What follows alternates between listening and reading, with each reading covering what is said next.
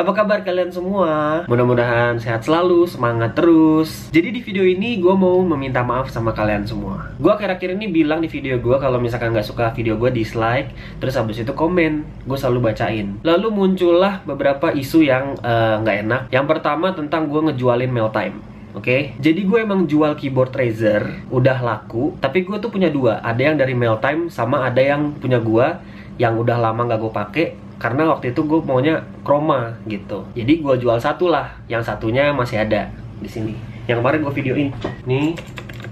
Terus habis itu gue juga ngepost headset yang nggak jadi gue jual dan akhirnya gue pakai. Ada juga mouse Dead Adder itu yang udah gue pakai dari lama banget. Yang akhirnya gue kasih ke anak Beatbox Nesia. Nah terus ada juga laptop, itu sebenarnya adalah produk endorsement. Jadi gue dibayar sama HP pakai produk.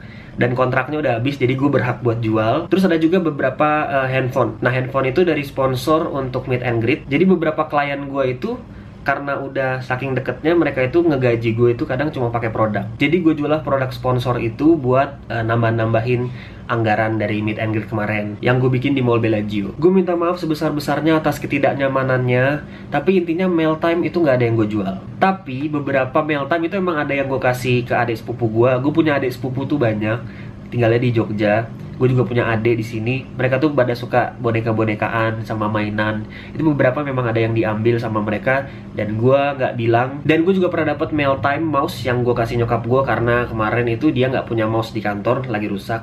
Sama ada keyboard yang gue kasih anak Beatbox Nesia karena dia butuh buat editing. Dan itu yang gue merasa bersalah karena nggak ngasih tahu kalian. Gue ngasih tanpa bilang sama kalian. Mudah-mudahan kalian ngerti dan maafin hal itu. Tapi intinya Meltime semua gue pajang, gue simpen. Yang buat Feli di bawah Feli, bonekanya dikumpulin. Terus habis itu gue mau ngebahas beberapa screenshot gue lagi ngomong kasar dan gue lagi marah-marah. Gue nggak mau membela diri dan gue mengakui kesalahan gue bahwa itulah kekurangan gue.